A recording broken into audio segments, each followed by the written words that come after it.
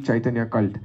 And some are known as Aula, Baula, Kartabaja, Neda, Daravesha, Shani, Shakyajiya, Shaki Bheki, Smartha, Jata, Goshai, Ativadi, Chudadhari, and Gauranga Nagari. Moreover, there are those who take the caste Goswami's opinions of such parties as bona fide, comparing these opinions to those of the six Goswamis, headed by Srila Rupa Goswami and Sri Sanatana Goswami. This is simply another cheating process. There are also non-devotees who compose unauthorized songs, who establish different temples for money, who worship the deity as priests for salaries, who accept caste Brahmanism as all in all, and who do not know the value of a pure Vaishnava. Actually, the caste Brahmanas of the Smartha community are opposed to the principles of the Satvata Pancharatra. Furthermore, there are many Mayavadis and those overly addicted to material sense enjoyment. None of these can be compared to a person who is purely engaged in preaching Krishna consciousness. Every Krishna conscious person is constantly endeavoring to utilize different transcendental devices in the service of the Lord. Such a devotee renounces all material enjoyment and completely dedicates himself to the service of his spiritual master and Lord Sri Chaitanya Mahaprabhu. He may be a perfect celibate, a restrained householder, a regulated vanaprastha, or a tridandi sannyasi in the renounced order. It doesn't matter. The pseudo-transcendentalists and the pure devotees cannot be compared, nor can one argue that a person can invent his own way of worship. The purport in presenting this verse necessitates explaining the comparative positions of the transcendental mellows known as Shanta, Dasya, Sakya, Vatsalya and Madhurya. All these rasas or mellows are situated on the transcendental platform. Pure devotees take shelter of one of them and thus progress in spiritual life. Actually, one can take shelter of such spiritual mellows only when one is completely uncontaminated by material attachment. When one is completely free from material attachment, the feelings of the transcendental mellows are awakened in the heart of the devotee. That is, Swarupa Siddhi, the perfection of one's eternal relationship with the Supreme Lord. Swarupa Siddhi, the eternal relationship with the Supreme Lord, may be situated in any one of the transcendental mellows. Each and every one of them is as perfect as the others.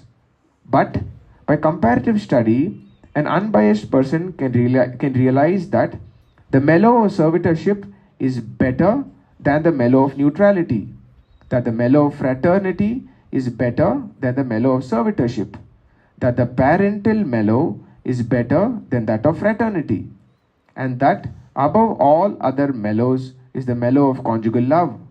However, these are all spiritually situated on the same platform because all these relationships of perfection in love are based on a central point, Krishna.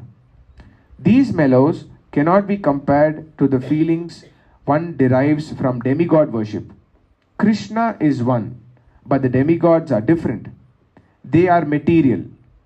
Love for Krishna cannot be compared to material love for different demigods. Because Mayavadis are on the material platform, they recommend the worship of Shiva or Durga and say that worship of Kali and Krishna are the same. However, on the spiritual platform, there is no demigod worship. The only worshipable object is Krishna. Therefore, although there is no difference between a devotee in Shanta Rasa or Dasya Rasa, Vatsalya Rasa or Madhurya Rasa, one can still make a comparative study of the intensity of love in these different transcendental positions. For example, it may be said that Dasya Rasa is better than Shanta Rasa, yet transcendental love of God is there in both of them. Similarly, we can judge that love of Godhead in fraternity is better than love of Godhead in neutrality and servitorship. Similarly, love of Godhead in parental affection is better than love in fraternity. And as stated before, love of God in the conjugal rasa is superior to that in the parental rasa. The analysis of different types of love of Godhead has been made by expert acharyas who know all about devotional service on the transcendental platform. Unfortunately, inexperienced and unauthorized persons in the mundane world, not understanding the transcendental position of pure love, try to find some material fault in the transcendental process. This is simply impudence on the part of spiritually inexperienced people. Such fault finding is symptomatic of unfortunate mundane wranglers. 2 minutes. நிறைய verse we read too many. Okay. Yes.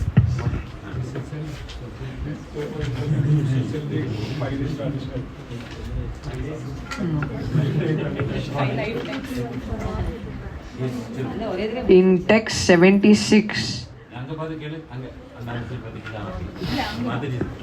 it's not a question, it's something that I noticed here. In text 76, it's given Prabhu kahe eho uttama age kahara. The same thing is given in text 79, but the translation, it's different. There's something added by Prabhupada And if you notice further, yeah, he's added a lot. It's by surpassing all of them is another transcendental mellow, and you can speak of that as the most sublime. and you go to text 67. Okay, when you go to text 67, you look at the Sanskrit and then you see Prabhupada's translation. They should completely follow the principles of devotional service, remain free from illicit sex, gambling, intoxication and animal slaughter. Nowhere in that verse translation it is there. So now you have to please explain. Now that we have found it out, explain. Text 79 is even more this. The Lord just says, go ahead, and He has written so much here. Yeah.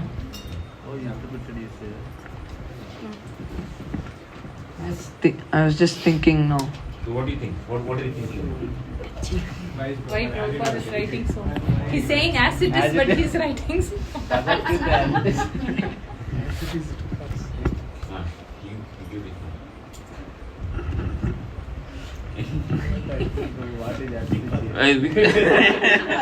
Stop.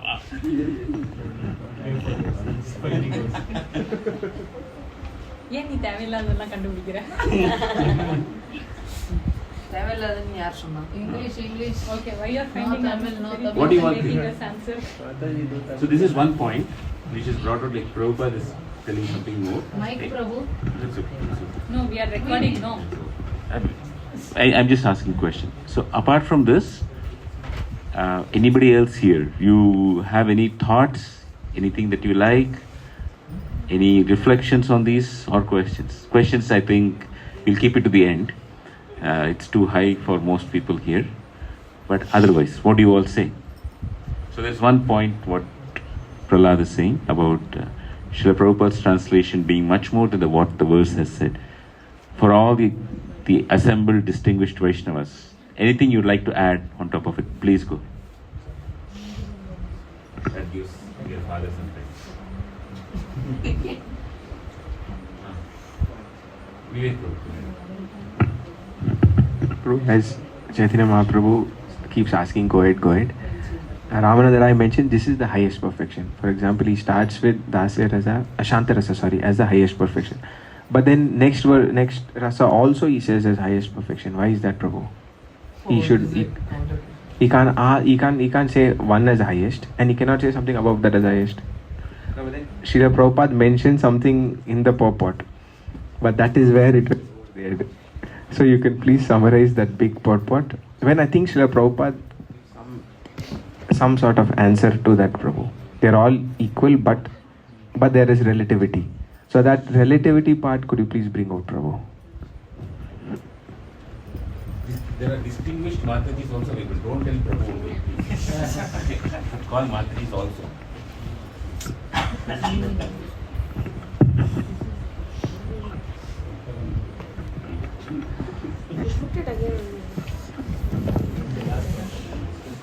Prabhu, I think the last purport which you read, he has summarized what you said exactly. That everything is in the transcendental platform and everything is perfection. And maybe one thing is suited for you and another thing is suited for me.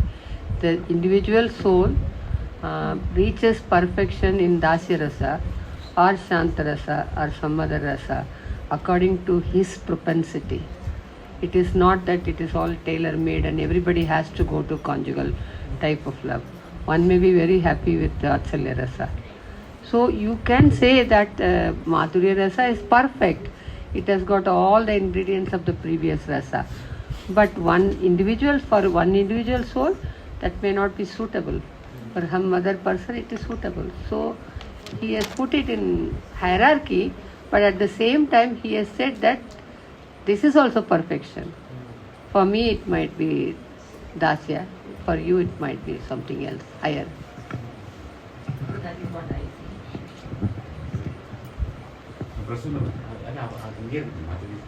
Then No,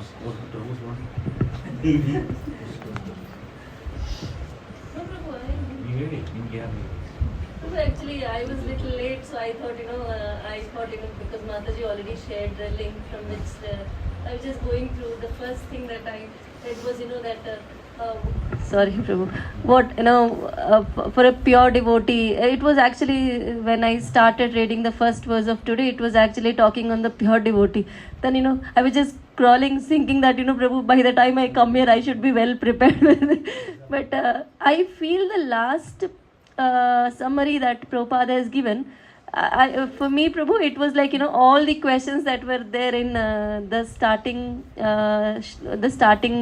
phrase that we read, right, Prabhu, from there, whatever it was like a consolidated summary of everything is what I felt, Prabhu, as Mataji also said, right, because every devotee has a different mood, right, but yeah, as you said, questions in the late, Prabhu, I have few questions, little confusion on that, right, that's it, Prabhu, but it was very nicely explained by Prabhupada, that what about the devotion, Prabhu, like what should actually come from our heart, the devotion should actually come from there. So it was that is my understanding, Prabhu. I'm very basic actually here. Thank you so much. You can just give me a question to note it down. Is that something Prabhu, I have a question. What is this invented devotional attitude? What is that? It is something, because because Prabhu, we all are inventing only, Prabhu, in ourselves, right? Most of the people by birth, there might be some kids who are by birth they are into devotion, like who are following Vaishnavism, but I am actually invented only inside me, right? So why is it Prabhupada is telling invented devotional attitude, right? I forgot to write the I got it. Invented devotional attitude. What do you mean by everybody most of them are invented only. Sorry, Prabhu. So probably, yeah. Invention is something which you made new on your own. So, Discovery is something is already but it was there. somewhere, I sensed a negative on that. So probably, that was mine. And yeah, Prabhu, as of now, that only. I have mixed up the questions at the link. You have a question.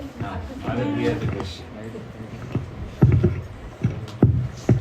In some purport, the Prabhupada stated that people who form bands and do kirtan as a livelihood, that's not good. What about some kirtanyas who do that? I mean, they're not doing it for a livelihood. They do it. I think it's free. You can share your thoughts. What do you think? I'm not sure, that's why I asked. You have some opinion about it. No. It's okay to do it. Maybe what Prabhupada was telling is about the material gains of that activity, but maybe those kirtanyas are not focusing on that and they have enough money and I don't know, something like that. I mean, that makes sense.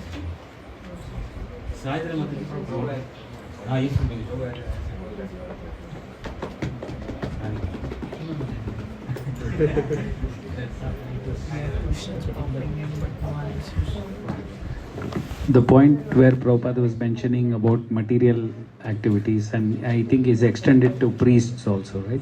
So I was thinking in Kali Yuga, if there is some kind of a maintenance given and not necessarily a what do you call, for activity you did, I am paying for it or equating to that, is fine, is what I was of the opinion. I mean, all the senior Vaishnavas can guide me.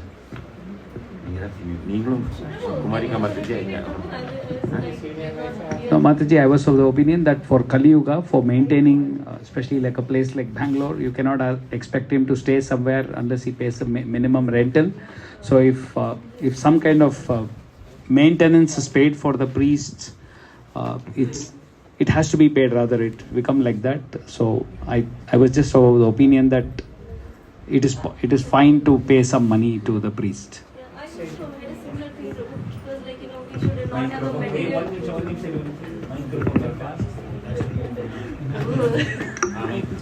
I also had the same thing where Prabhupada was saying that we should not have that material desire, right? Prabhu, as a mother or as a father, right, or as a husband, whosoever, they have that responsibility, right? I mean, I have to take care of my daughter or my kids, right? For that I have to earn money. So will that go into that? Will I not be considered into that I'm doing devotion to it?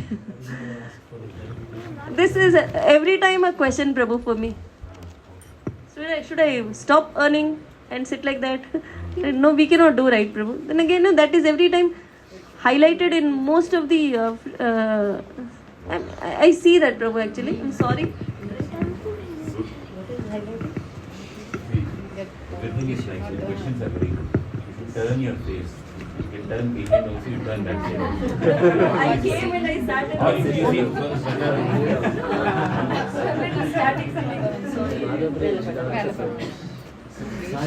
you have some anything you want to say? I would like this so that everybody sees. Prabhu, I have a very basic question. Whenever the word mellow is mentioned, I wonder if it is, what is they saying? Is it the feeling? Is it the mood, or is the state of being, or what are they meaning by mellow? That has been my question, but I was never able to get an answer that satisfied. In the verse that we read today. Okay. Exactly. You have anything? Hey, Sundari Mataji. I'm still processing. So many questions are popping out. But questions, you tell the questions. No. I'm hearing all the questions. It's difficult For to me, it process. was too many things. It stopped in. I don't know what to share. Actually, I just want to share one point, Prabhu. Here where Yamunacharya mentioned in Stotra Ratna, by serving you constantly, one is free from all material desires and is completely pacified. When shall I engage as your permanent eternal servant and always feel joyful to have such a perfect master? So I felt that mood of service, we need to always have that mood when we need to serve. Like. So nice, no? The Sanskrit is very nice actually. Kadaham aikantika nitya kinkaraha rahashishyami sanasajīvi. Oh, Mike. 73. This is getting recorded. Mike. Which verse is that? 73. So it is, when we pronounce it, it should be Yamunacharya. Oh, Yamunacharya. Not Yamunacharya, Yamunacharya.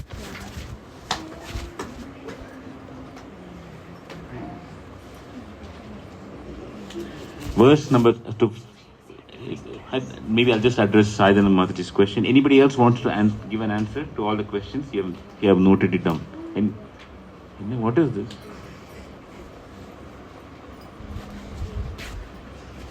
Anybody else wants to say any and reply?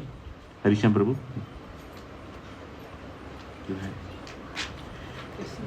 The question which you asked Mataji, what is a mellow? This is the word that was used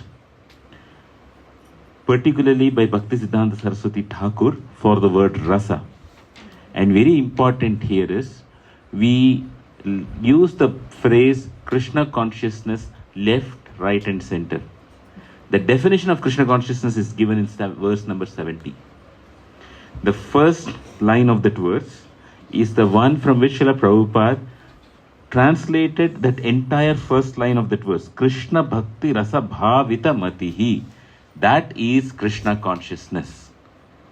Many times people don't understand what does Krishna consciousness mean. The Mati, which is the intelligence, and it is also the faculty of deciding what to do, that Mati is filled with a bhava. There is an emotion behind that intelligence. That emotion behind that intelligence is that of a taste. A taste gives rise to an emotion. That emotion is driving what to do. Related to what? Krishna. So the Krishna Bhakti Rasa. One has a taste for Krishna Bhakti. That, with that feeling, bhavita, with that motivation, all of one's decisions in life go forward. That is Krishna consciousness. So that's, in that word rasa is that mellow. That's it. Okay. That's one. Prasuna Mataji, your question. Invented devotional service. If you look at this verse number 83, where Srila Prabhupada's purport is given, and I think you have taken that, you read that invented devotional service from that purport. Let me read the translation again. And many of you, when you read this translation, a question would arise. I mean, with translation in the purport, a question would arise. The translation, which I'm repeating again, is, it is true that whatever relationship a particular devotee has with the Lord is the best for him. Still, when we study all the different methods from a neutral position, we can understand that there are higher and lower degrees of love. This is something which Kumarika Mataji explained in response to Vivek Prabhu's question. Okay? And the purport, so ideally somebody would have expected Srila Prabhupada to speak very similar to what Kumarika Mataji said. There are different ones, everybody likes something, but still the Madhurya Rasa is the highest. Something to that effect Srila Prabhupada could have spoken. But he starts on a totally different note.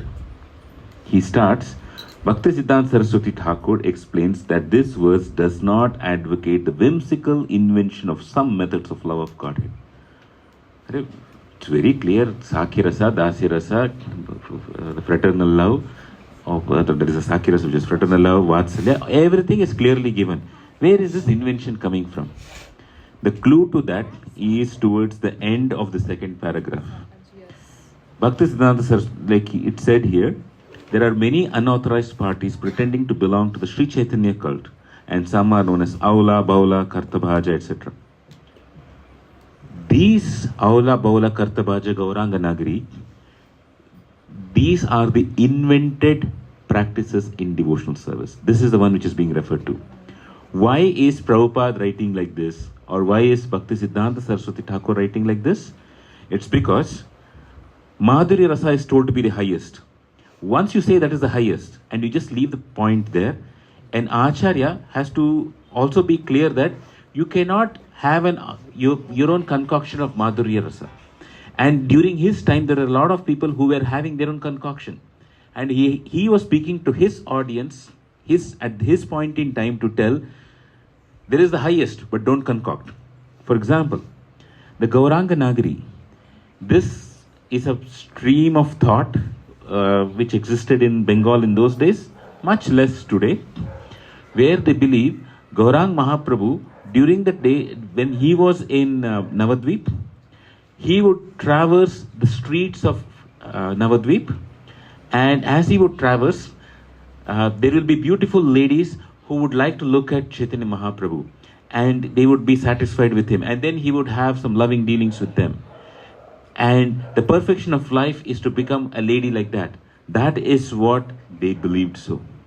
That is this Gauranga Nagari stream of philosophy which was there.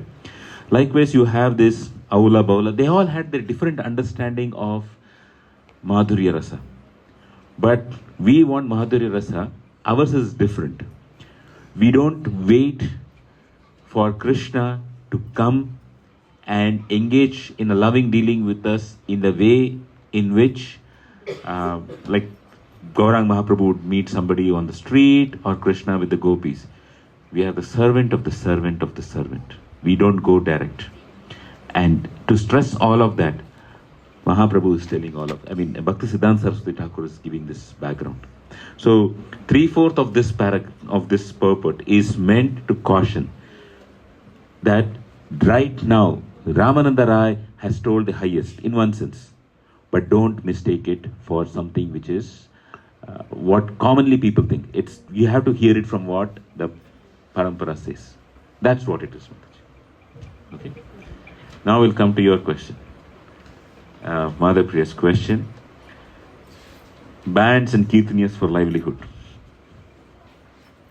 It is said that the moment a person asks for money when he teaches scripture, that very moment he loses the depth of realization of his spiritual knowledge. And slowly, over a period of time, he will even forget what he or she has learned.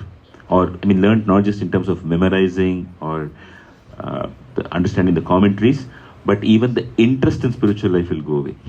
One should never take money in return for giving a spiritual gift. And one should also not anticipate money in that sense. That is why very good Brahmanas or Vaishnavas, when we do something, they'll say, give as much as you like. In other words, a Brahmana or a Vaishnava is dependent, ideally a Vaishnava actually, is dependent on the mercy of Krishna. It is the duty of the society to give. But the role of a Vaishnava is, in your case, particular case, like what you asked about singing. Whether one is singing the verses of Srimad Bhagavatam or one is singing Harinam. It's one and the same, right? Because the Bhagavatam glorifies Harinam and somebody finally sings the Hare Krishna Kirtan. Or the bhajans which come out of the Hare Krishna, out of the Bhagavatam. Like Narottam Das Thakur's bhajans, they are all explanation of Srimad Bhagavatam. And a Kirtaniya might be singing the bhajan of Narottam Das Thakur. The mindset of a Kirtaniya should be that I am going here to glorify the name. If somebody gives me $1 million, I'll use it in Krishna service. Somebody gives me $10, I will use it in Krishna service. If they give zero money, even then, in my mind, I will wish for the welfare of them. That the Kirtaniya should be ready. The moment that mindset is not present, they are on the path to lose the little devotional service that they have been bestowed by somebody else. Somebody bestows devotional service onto us. And that is what Srila Prabhupada is talking about here. Okay? So, from an external viewpoint, we do not know when a Kirtaniya accepts money, what is his mood. I don't know. He may be in a very detached mood. He may be okay with nothing also. In other words, a basic thing is at least their travel charges and all of that is required. Beyond that, how much money is required? Sometimes you may see that some devotees do say that, I need it. But it could very well be that they are using 90% or 95% of that money to serve another sadhu. We don't know what they're doing. So it's not for them. It could be for somebody else. It could be for a project. So we should be very clear that when we go out, we should not be asking money. That's the thing. And if people give, the way to use it is, if I have enough money, say for a day, say for a month, or max for 1 to 2 years. After that, if I have enough money, and if somebody gives me money, and if I have enough money for the next 1-2 years, take it and use it for a devotional purpose. Don't keep it with you. Okay? You can save it for something bigger, but you should set it aside immediately for devotional service or for supporting a devotee, something like that. Okay? Nothing. Finance Prabhu, actually, in another occasion,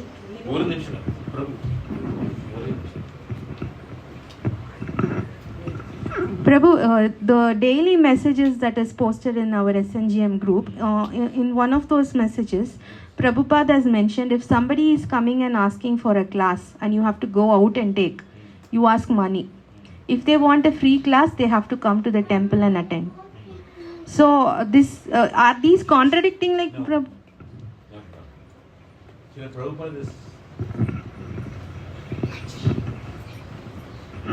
Srila Prabhupada was addressing the point that Western audience wouldn't appreciate somebody if they don't pay money. If you get something for free, they'll not get it. And the best example of that was what Srila Prabhupada used to tell his disciples and which he learned from his own guru. Once his disciples had to go to some place and they had to go fast because it was some last minute or something. He said, I have this Rolls Royce. And Rolls Royce was a big thing, and not just today. Today it's a big thing, most of us cannot afford. Even in those days it was very tough to afford. Bhaktisiddhanta Saraswati Thakur told his disciple, you take this Rolls Royce and go to that place. And this car should come back immediately. And then he said, then the disciples said, then how will we come back? You figure out some way and come back. So the disciples were struck. I mean, anyway the car is going to use fuel and come back. Why are you asking us to, come by walking, you come by bullock cart, you come something else. You come some other way. If you want to sleep under a tree, walk for some distance, sleep under a tree, wake up the next day in the morning and come. But he was emphasizing the point that in the service of Krishna, you can do anything. You can take up anything. But in your own service, you should not take anything. Going to that place was for service. Coming back is for his rest. Now, nothing else for you. This is very... And why did Bhaktisiddhanta Saraswati Thakur say this? I don't know if you were there in the morning class. We were hearing about Govinda, the servant of Sri Chaitanya Mahaprabhu. When Mahaprabhu was in Gambhira and it's a small room, Mahaprabhu was 6 feet 4 inch. Exactly. It's the same. Exactly. That's the same principle. So our Acharyas, they follow the principles of Chaitanya Caritamrita perfectly. Yes, Prabhu. Now the finance. If you can just elaborate the last point, Prabhu, which you made, that you have money for a day or a month or a year or 2 years. So does this apply to everybody or specifically you are mentioning about the Caitanya, Prabhu? So, in general, whenever one is given an honorarium as a Vaishnava, this principle has to be very strictly followed. When one is living his life as a grahastha or somebody like that, this is where the discussion of last week comes into picture, 18.66, Sarva Dharman Parityajya, where Srila Prabhupada said, just depend on Krishna. We may not be ready for it, but that's the goal for us. And it looks a very tough part. At some point in time, we have to pray to Krishna that let me just depend on you. He will give us the strength. We may not have that strength, but we have to come to that position on some day. But I have very senior Vaishnavas here. You have something to add or contradict? Just to answer why the invention part, right? Prabhupada's audience is also all of us. So when we go to Mayapur or Vrindavan, we get to meet all this. And it is found some of Prabhupada's disciples even left him and then went to other group saying, okay, they are more advanced. And Prabhupada did not teach all these things to us. So it is something like a cautionary tale for us. Okay, whatever I said, yeah. So the audience is also us, because we see something and may get attracted to it first, right? Because there is something. Yeah. Anything else from anybody? I have few things to add, but after this, it's only 8:15. No, the same question what Prabhu asked, he asked like No, I just wanted to know this. It's a nice point. That's a nice point which Vrajanath Varadaraj Prabhu told now. Prabhu was just saying, we often feel that we have to do something different. And if you look at very carefully you observe those who have been following Srila Prabhupada for 30, 40, 50 years, they have found a taste in doing the same thing. It is because we have not found the taste in doing the same thing, we are looking for something different. And many times, it manifests a little differently. When we start as very young devotees, we start giving classes, we try to bring up new realizations, we try to bring up new facts, etc. And these very same experienced devotees, they just read a simple purport and it touches them a lot. Because after practicing it, that one line from their guru, they just like this Krishna Bhakti Rasa Bhavita Matihi, that rasa somehow is triggered in them. They start tasting, each of those words they start tasting it. We may not understand it, but we have Kumarika Mataji, Lakshminarayan Prabhu, Rajanath Prabhu. As they are the older devotees, they understand the value of simple things. Younger devotees don't understand the value of simple things.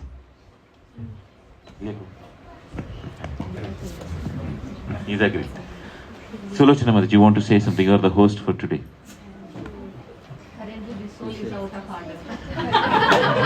Huh? Why? What happened? You were spending all your time in making prasadam and you are very tired? Huh?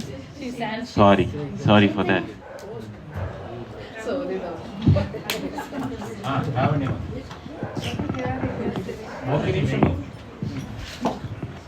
Here, Prabhu, in the 70th verse, devotional service, two types they mentioned, Prabhu. The first stage refers to verse 69 refers to devotional service in faith, and verse 70 refers to devotional service rendered out of intense greed. Means, Prabhu. It means the first one is sadhana bhakti, second is the raga marga, for spontaneous attachment. Okay, so from the first one, we go to second. We all have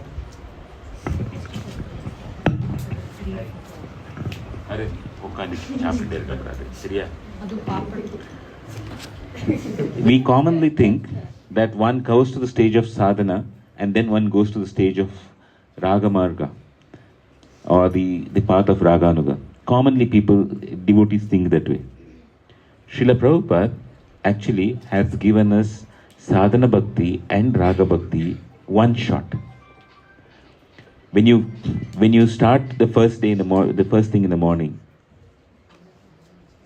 when you start the first thing in the morning with the Guru Ashtakam, we pray to the Guru, and we start with the Guru is bringing us mercy in our lives. He's taking it from the ocean of mercy and he's giving it. There may be an ocean of mercy, but you need a cloud to bring it to the land. We are like that. It starts with that. What is that? That is sadhana bhakti. And what is Guru doing? Shri Radhika Madhava-yorapa. He is worshipping Radha and Krishna in Madhya-lila. And slowly the identity of the Guru, that is being brought about. That the Guru here is not a sadhana bhakta, he is on the path of Raga Marga. That starts there. Next, after the Guru Ashtakam, what do we do next? The Guru is giving us bhakti. But after that, we need to protect our bhakti. That is why we pray to Narasimhadev. But when we pray to Narasimhadev for bhakti, what kind of bhakti? We pray to Tulsi Maharani that may I get bhakti in Vrindavan. We get the Raga Marga there. So when we pray to Raga Marga in that mood with Tulsi Maharani, after that what do? We sing the Shikshashtakam. And Shikshashtakam starts saying, I have to go with Raga Marga, we have to pray to Tulsi Maharani, she can give me entrance into Vrindavan. But I don't have any attraction for the holy name. I don't have any attraction for the process of devotional service. That is the beginning verses of the Shikshashtakam. And where does it end with? Krishna, you can do whatever you want with me. I am still yours. That is the Raga Marga. So all these different moods are coming in that. Some people finish this in 5 minutes. Some people take 45 minutes. In 45 minutes of this, everything is taken care. So Srila Prabhupada has given everything together for us. Right? And One point here in today's discussion, we started with Dasya, we went to Sakhya, we went to Vatsalya, then we went to Madhurya. The mission of Sri Chaitanya Mahaprabhu is, as much as possible, as many people as possible, please receive Madhurya Prema. Don't get distracted with anything. Go to Madhurya Prema.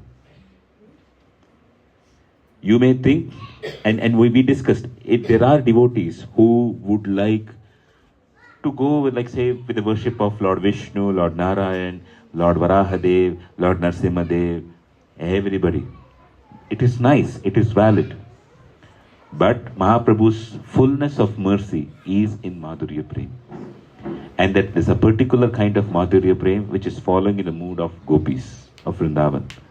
And in that there is even more particular following in the mood of the gopis headed by Srimati Radharani, not Chandravali. And in that is, in particular, that follower of Srimati Radharani called as Rupa and Sanatan Goswami. It is in that mood that we have been asked to follow. That's number one. So Rupa and Sanatan Goswami's teachings are important. While saying so, we also know Murari Gupta, who was an intense devotee of Lord Ramachandra. He was also a follower of Chaitanya Mahaprabhu.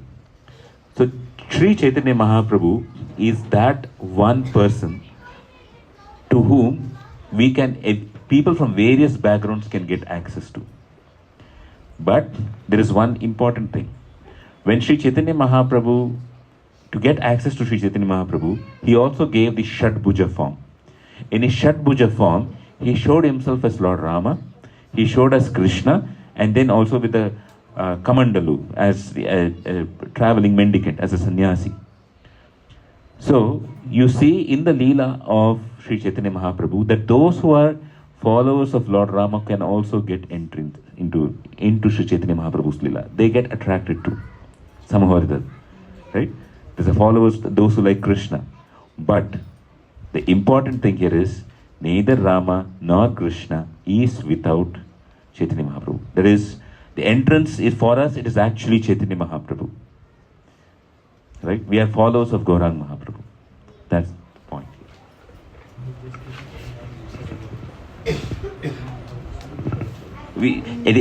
The access to Rama or Krishna is through Chaitanya Mahaprabhu for us. For us. Because of the kind of the process that we have here. To tell it little differently, those who enter into the spiritual world through Sri Chaitanya Mahaprabhu, they can have one and maybe even two forms. One form will be with Chaitanya Mahaprabhu in Shvetadvip, and one form will be with Krishna. Simultaneously, they will be there in both the pastimes. So, and that's why for us Mahaprabhu is so important. And even more important is because we are in Kali Yuga, we cannot get access to this Madhurya Prem without the Harinam given by Sri Chaitanya Mahaprabhu. That's the thing. Any more confusions that I created? If it's not true.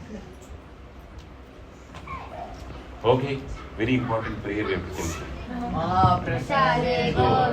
Prabhu, but my question is not answered. Wait, 1 minute. Okay, 1 minute. Sorry. I am very sorry. Your father was supposed to answer the question. First we'll ask your father and then I first. It is not just in this, like we saw a few of these verses where Prabhupada in your, not yours, in Gen X language, it was called as extra fitting. I don't know what you guys call it these days. Extra fitting is some extra words were added in the translation, right? So during my time, it was called as extra fitting. So it's not just here in Chaitanya Caritamrita, but throughout the Bhagavad Gita, Srila Prabhupada has done this. And Srila Prabhupada does this. Let's go with just this verse number 67 itself. Srila Prabhupada is writing, such devotees should completely follow the principles of devotional service and remain free from illicit sex, gambling, intoxication, and animal slaughter. Nowhere it is written any of these things, right? But the actual answer for this here will be, Jivanti Sat Mukharitam. The San Mukharitam is Sat Mukharitam. They live Sat Mukharitam, declared by great realized devotees. And in this is a secret. What is the path given by great devotees? These 4 regulative principles were actually were codified in one sense by Bhaktivinoda Thakur, and then Bhaktisiddhanta Saraswati Thakur took it, and then Srila Prabhupada is giving it. So when Srila Prabhupada is reading this verse, for him in his heart is Bhaktisiddhanta Saraswati Thakur. What is the path followed by Bhaktisiddhanta? What did he say? And therefore, he says, my spiritual master said follow it, and therefore he is writing it here. Srila Prabhupada's allegiance or his fidelity is to his Guru. His Guru is that Sat Mukharitam, from the mouth of that Guru, and therefore he is writing it here. So what he has heard from his Guru, that is coming out. In other words, let's take it even one step further. Vyasadeva composed the Srimad Bhagavatam, and Shukadev recited it. He didn't tell it verbatim. He paraphrased it in some way. Vyasadeva took what Shukadev Goswami took it and edited it further, and then gave it again. But where was the original Bhagavatam from? The original Bhagavatam is actually in the Swargaloka and in the higher lokas. It is present in full. We do not have exactly that. In other words, spiritual knowledge is always spoken by the realization of devotees. Even the Upanishads, they speak about so and so sage said this. We don't say mostly even in the Upanishads, it's not about God says this. It's a question between a sage and a disciple or something like that. He lays down a principle. Krishna likes all of us to follow what his pure devotees say. And that it becomes scripture. So scripture in that sense is continuously evolving. For somebody in Satya Yuga, this eating meat and others didn't apply at all. It's applicable for us. But Shastra is supposed to be eternal. Then what would have been the Shastra, the principle there? The principle there would have been little slightly different. The principle in Kali Yuga is different. Right? So Shastra evolves, but it evolves according to the realization given by God to that Acharya. And we take what the Acharya says. Okay? So that's the same explanation given for Eho Bahish. This is for this part here. But the other part, the Eho Bahya, Srila Prabhupada translates it as, this is perfect, or in what you are saying, Ramananda Rai is saying, this is the highest perfection. So this is a slightly different question from the one which I addressed earlier. Ramananda Rai is none other than Arjuna, none other than Vishaka. And when a conversation happens between the Lord and his very intimate devotee, they don't go to the highest truth or the secret of all secrets immediately. They go step by step. It is not necessary to tell everything in the first instance. For example, 1 + 1 is equal to 2. You all know it so much. Probably if you do a PhD in math, that will apply only in a special condition. It is not a generic condition. So there are things that you learn at one level now, it is learned at a different level. And Ramananda Rai is in one sense testing, Sri Chaitanya Mahaprabhu, how much do you want me to go further? Because everything is not meant to be spoken. The language of love is a language of silence. It has to be understood. It is not one of being told explicitly. And he is not knowing, Mahaprabhu, do you really want me to tell further? So he's just telling one step at a time. Because even between two people who love each other, everything need not be told explicitly. It has to be implicitly understood. While we are speaking about Ramananda Rai and Chaitanya Mahaprabhu, this is the same principle which applies in a Guru-Shishya relationship. The Shishya should not go to the Guru and ask, you tell me clearly what should be done and I will do it to the T. No. The Guru says something and the Shishya understands the intention. And when the Guru wants something more, he'll say, ask something more to be done. He does something else. So the language of Bhakti Rasa is a language of lot of unspoken stuff. Okay? No.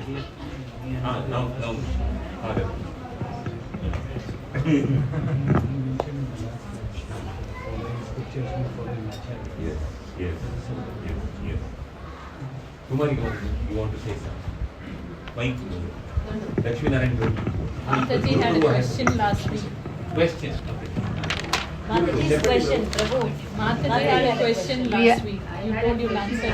Last week. And she came for that. Sorry, Mataji. So next week we'll discuss it, Mataji. That will come next week, Mataji.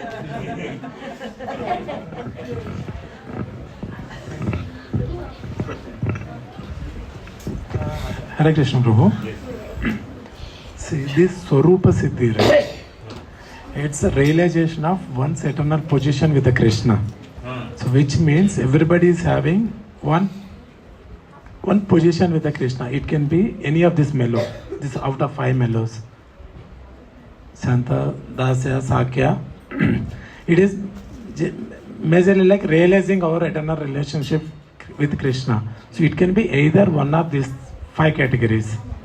So now, Mahaprabhu is telling, come to the stage of Madhurya means.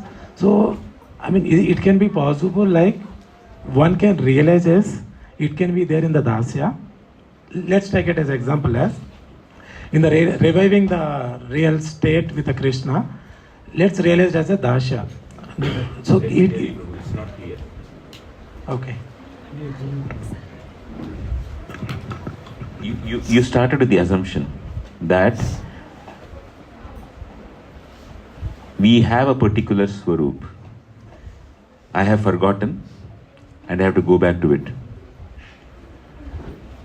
The common Swarup that is being spoken of in general in scriptures is that we have a loving relationship with Krishna. Now the rest of the stuff that you're talking about, it could be this rasa, that rasa, that is a detail.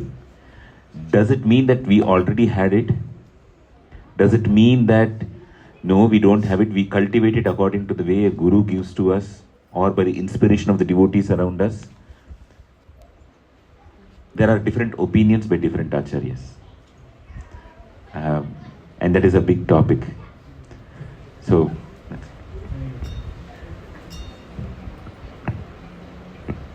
Mataji, can you just ask the question once again?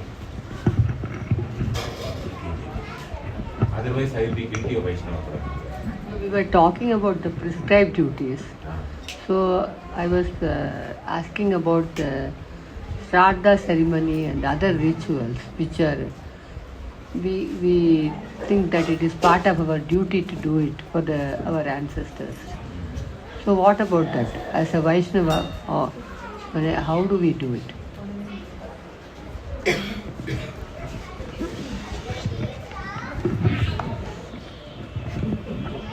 it okay if we just add on to the same question? Sorry, bro. Sorry, bro. No, bro. So is it again? So to add on the question, add-on part is it that different devotees at different stages will have to perform or not perform? Is it also like that, or is it one size fit all for everybody answer, bro? Which you are going to.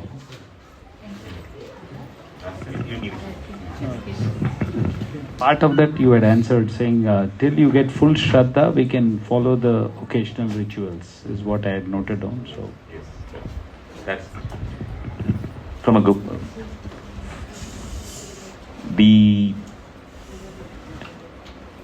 from a Gaudiya Vaishnava perspective, the rituals mostly end at the 13th day. After that, or 12th day or 13th day, after that, what happens is our daily following or daily chanting of the Hare Krishna Mahamantra and giving prasadam to devotees by not living a selfish life, giving prasadam to devotees, that itself satisfies everybody. So some of you may have the habit that you keep some rice for a crow or something like that. Because you offer that prasadam to the deity and then you give it to everybody else, everybody else gets satisfied. if you endeavor in a preaching effort, Krishna is even more happy and they get satisfied that way too. So for those who do not follow any of these, at least they should follow there are not just monthly, there sometimes it is more than once in a month, the Tarpan and other things that happen there. Having said that, it is very simplistic to say, should I do or should I not do? Because in some cases, it so happens that some devotees, devotees are at various levels. Some may be chanting 16 rounds, some may be chanting 1 round. Some will chant 16 rounds with no attention. Some will chant 1 round with full attention. Some may chant 16 rounds and they will be antagonistic towards most people in the world. Because some people have in them an ability to follow certain habits, but they do not have the heart of a devotee. It's a work in progress for some. Some people do not have good habits, but their heart is nice. So the world is a little grey world. We don't have this and that and etc. The message which Krishna gives is, even if you have a little faith in me, it is good enough. But sometimes we find that people lack that faith, even after chanting 16 rounds. Because they are more used to doing it in a mechanical way. They do everything in their life mechanically. They follow a process. Some people are very, very process oriented. And for such people, it sometimes happens that their heart has become very hard by being this process oriented fellows. And so for such people, sometimes it is helpful to do this Shraddha and others, because then they have to break their back. They'll have to do some offering and to offer to Krishna and on a regulated way do something, etc. It changes their character slightly. So even the Vaidika rituals can be used for somebody to change their heart. Because they are not, but because by the following of devotional principles, it's not changing for them. And then they can come back to the stage where they stop it. So it is a case by case basis. But in principle, not required. And some people we also find that they're so attached to their parents that they cry for them, especially the first 1 year, first 2 years, or something like that. And in some cases, unforeseen cases, even when their child passes away, it's a deep grief. It is found that one way to let go of a grief is by following the Shraddha process, because most times the grief is, I did not get enough time to spend with you and I have not done enough for you. The guilt is there more. And through the process of the Shraddha, for some people, they come back to live with that person. So rather than going through some Western means for getting over the grief, you can go through the Vaidika method of grief. But know very clearly that this is for me to get over my grief and my sense of belongingness. This is for me to actually go back to Krishna. That is chanting of the Hare Krishna Mantra. That itself is sufficient. And over a period of time, one can pass over it.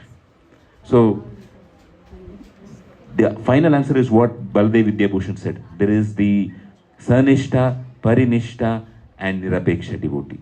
Prabhupada wants us to come to Nirapeksha. We may be in Sanishta, we may be in Parinishta. Work accordingly. But do whatever it takes to deepen, at least on a monthly or a yearly basis, the dependence that Krishna and Bhakti alone is sufficient for everything. But I may be wrong. You know better, Mother. You please tell. Mataji is a Brahmin initiative, so she should know better. She's questioning. No, Prabhu, I always feel that maybe I am giving up. I am not at all totally surrendered, like Madhavendra Puri, to say, oh, I will not do Sandhya Vandana, I will not take 3 times bath. He is at the level of Prema Bhakti. And where am I? I am totally downtrodden. And I know my level of Bhakti. So by giving up these rituals, will it be like what Krishna says, that out of passion, because it is it is difficult to do, so give up that practice? So, Anybody has Bhagavad Gita? so that is for your convenience. If you are giving up your prescribed duties, that is mode of passion. It happens. This verse. You know this verse very well. Yes.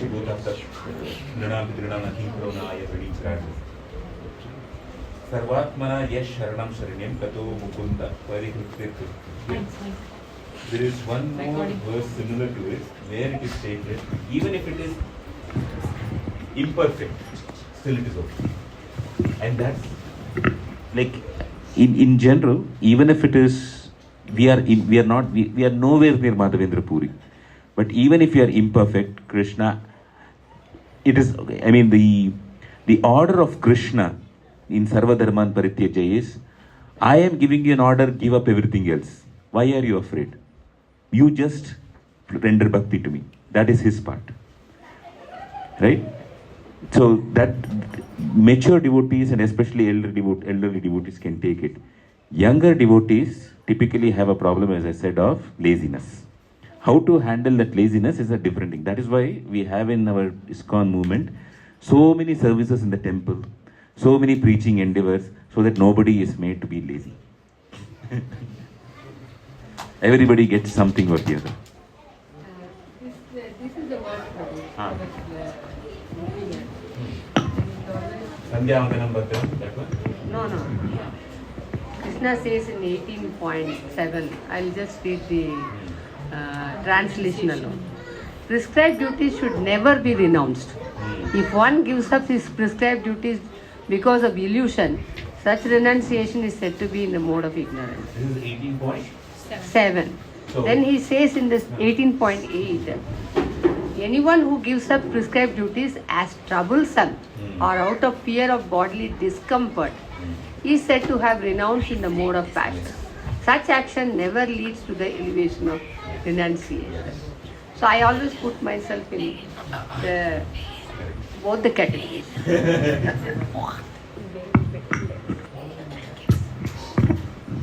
You're absolutely right. 2 points on this. This 18th chapter is a summary chapter. I don't know the verse numbers, but I can send it to you later. But this 18th chapter has 3 sections. The first section, almost up to 30th or 50th verse, somewhere around that, it is about Karma Yoga. And what you're talking about is in that Karma Yoga section.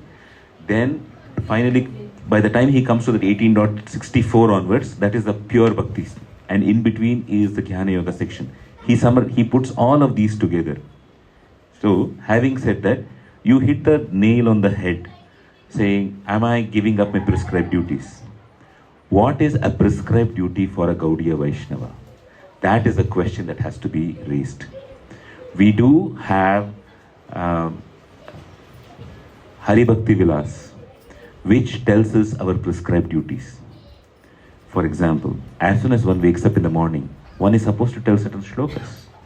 When one is bathing, one is supposed to do something. And then every day one has to worship a deity. And for those even for the worship of the deity, there are some mantras, there are some things to be done. When we do all of this, we are doing prescribed duties according to a Gaudiya Vaishnava. The problem really here is none of us are trained in it. Much worse, we are not even aware of it. And Srila Prabhupada also didn't stress too much on it. Why? Because Srila Prabhupada wanted us to mostly be instrumental in giving Krishna consciousness to others. He was not more in the Archana Marga. So we have to be clear. Either we have to be in the preaching side or we have to be in the Archana side. These two are regulated work for us. Depending on our age, depending on our proclivity, we may have to choose either or both of them also. That is fine. But not doing either, that is a problem where we go away from prescribed duties. So we have to become, the real problem is actually this, most people take up so much stress on occupational duties to make money that they find no time to do anything other than the basic 16 rounds of Hare Krishna Mahamantra. That is a deeper problem than anything else. Even this Naimittika karma and others are different. Nitya karma, according to the Vedic method, was the Aupasana Yajna. In the sacred fire, one had to put it. For us, what is that? That Nitya Yajna for us is the Harinam, the chanting of the Hare Krishna Mahamantra. But beyond that, also there are many things to do. The getting attracted to Bhagavatam. And most of us do not spend time in getting attracted to Bhagavatam because we are earning money beyond our means. We are earning money much more than the disposable income that we want, which will be sufficient for 2 or 3 generations. That is a deeper problem which we have. How do we know when to put a stop to it? And it has actually come to a stage where we are addicted to it. Why? We are addicted to it because we don't have a taste in spiritual life. Once we have a taste, we'll say, give it up. I need to do this. There is no, one is a sense of taste and the other is a sense of urgency. Many times we may not have taste, but the sense of urgency comes when this life, my guru wants me to do this, or this person wants me to do it. Everything else I can set aside, but for him or her, I'm going to do it. Our problem is, we have not learned to live a life of relationship with others. Much worse, much less even spiritual relationship.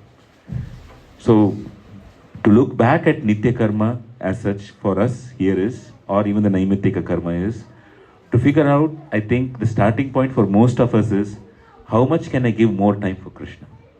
How much can I cultivate my attraction to Krishna? And in front of you, Mataji, I'm like, in Kannada they say, Suryan Gate Torch. So please forgive me for the Suryan Gate Torch.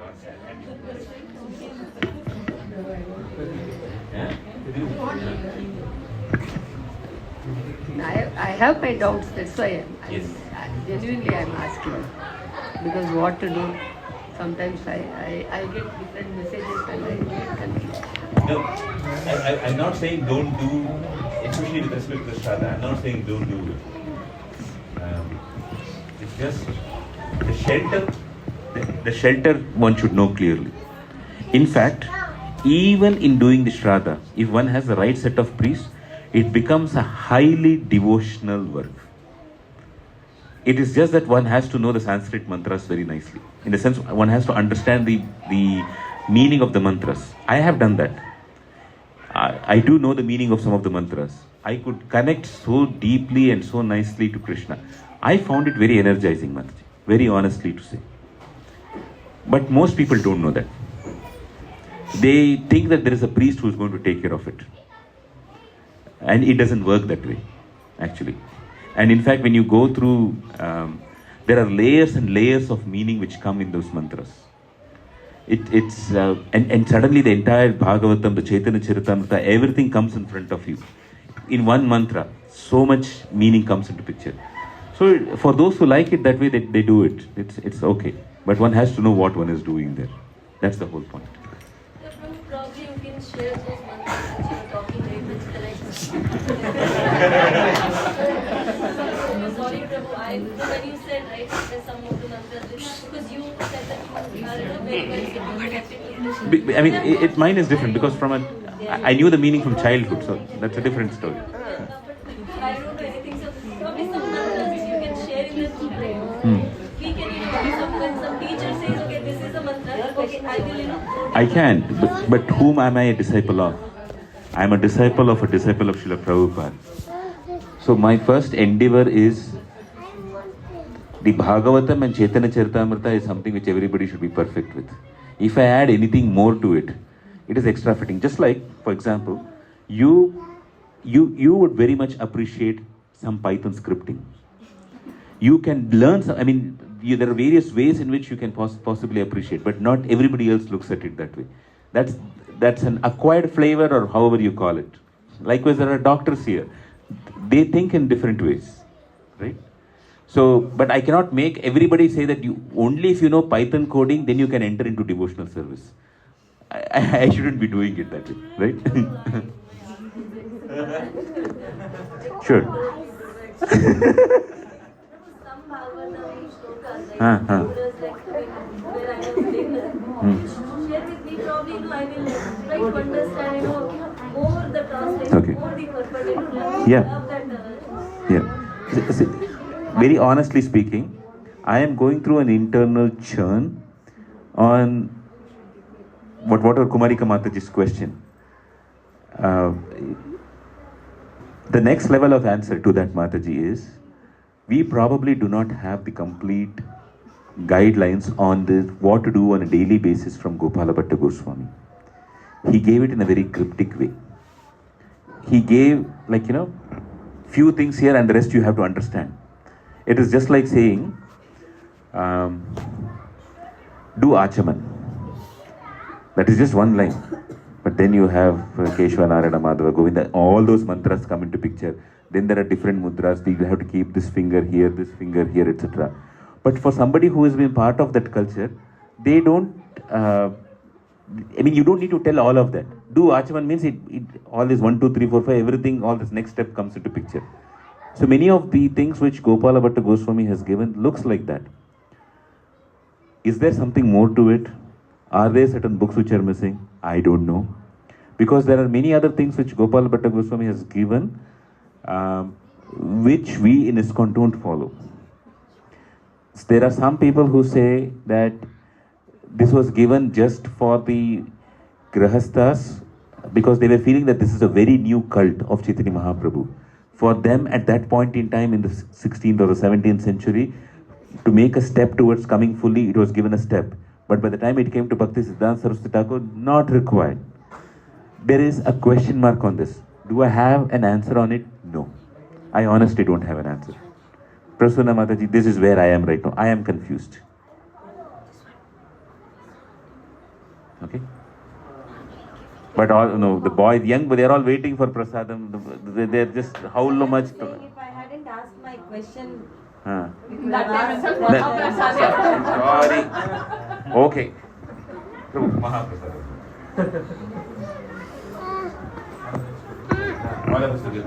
Mahaprasade Govinde Swalpa Punya Pratam Rajan